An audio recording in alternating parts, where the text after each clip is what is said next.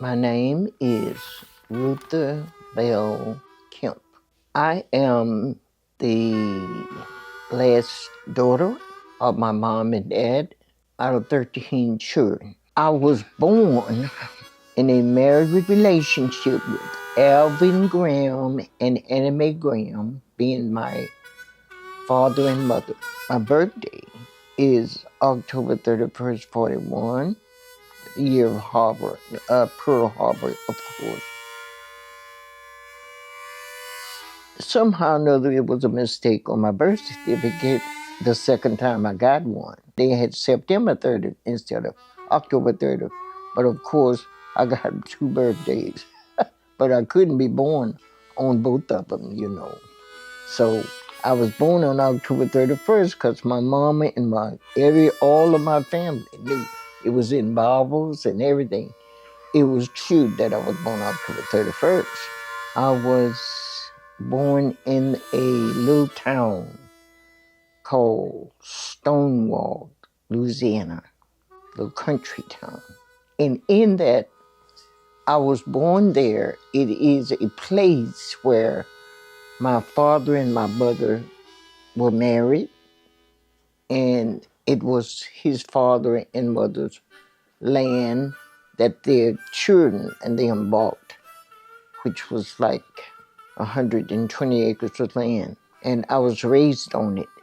I was loved before I was born.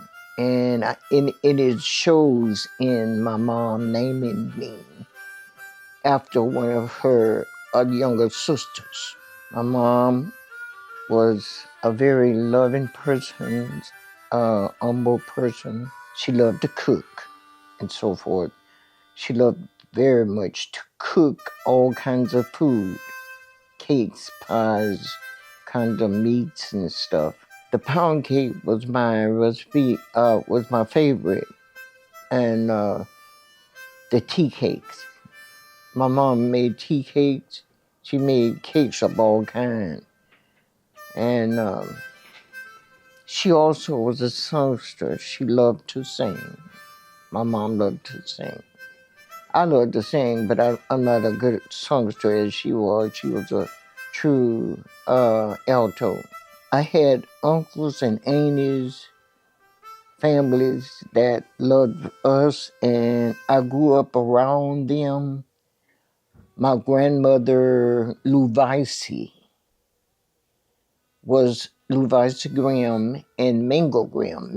They were my grandparents, but I didn't know Mingo. But grandmother, Louisiana, I knew. I walked around holding her hands and as a little kid. And I think she died when I was 7.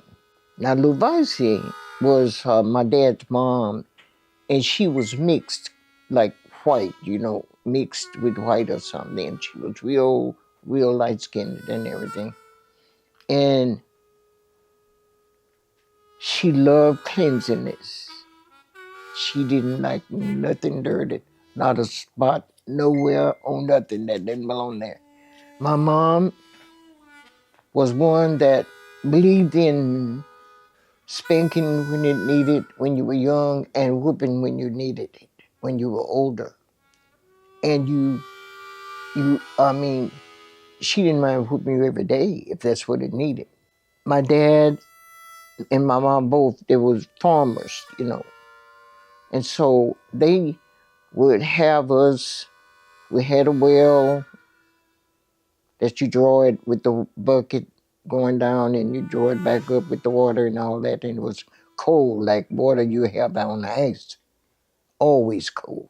That wasn't no big deal for us, because we didn't know anything else. And we had to carry the water in and out, and it was right by the house, right there. You didn't have to go anywhere far. But I enjoyed that part, and then when my dad and mom planted the garden around the house, my mom was responsible for that, and me, because at one time it was only me, the only girl left at home. And so I would help my mom in the garden, but I didn't know how to plow. but I wasn't but about 6 or 7 years old. At 7, though, is when I remember Dad was playing in the garden, and he did a playing called broadcast. And in the broadcasting, I thought, well, that's so easy. I want to do that. And Dad said, you can't do that. You don't know how to hold a plow. Well, I said, well, let me try. I'm 7. My dad let me try it, and I fall around, flop around with that plow for a few minutes, and after a while, I got sturdy with it. And I plowed that whole part around there. And when I looked at the ground, how flat and pretty it was, I thought, wow, I was so happy about that. From that day on, I plowed. My dad would let me try, did whatever he was doing. He'd let me do part of it. Then he'd take the plow. I really wanted to stop sometime because he had me with the boys doing it. So that is one part of plowing and planting and doing all kinds of work. I learned how to cook early. My mom taught me how to cook some things early. And so I was able to cook sometimes for my dad, things that he liked for breakfast and stuff like that, which was most times just eggs and biscuits and sausages or something like that. Syrup. We had the syrup that we raised on the farm. My mom cooked and made the syrup. We had times, we planted everything from I don't know what kind of greens, all kinds of greens, onions, celery, everything. And all kinds of cotton fields and sugar cane that you made the syrup from, made syrup with the juice come out of it. My mom cooked it. We had it on the farm. A big pan and a thing that was made, a chimney that was my dad had made, where the men would come in and fix it and they would cook on that. Well, now that's part of my first part of, but I had brothers that I grew up with. It was 4 of them. 3 under me and 1 over me. That I grew all the way up with, worked with, fought with, fished with, did every kind of running and building stuff and climbing trees and robbing wasp nests and digging holes and trying to get into them because we thought God was going to get us if a storm come, we'll dig a deep hole. We said we were digging a ground house big enough for Mama to get in it. My mom was a heavy-set lady. So we did this great big old hole, and we covered it and put dirt on it, on the top of it, afterward, and everything. Had us a ground house so we can get in it when the storm comes. Now that's one thing we did, but my mom was so smart. Some things she let us do because she thought we was pretty smart, and she just watched us so we wouldn't get hurt.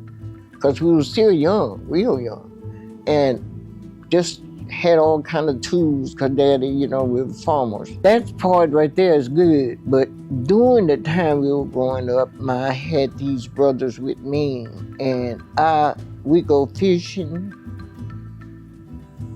We did our work together. We plowed right by each other, side by side. We worked with the horn, cutting grass, chopping cotton, as you call it. All that stuff, we did it together, the boys, and me, and one girl sometime, Ella, but she was gone early.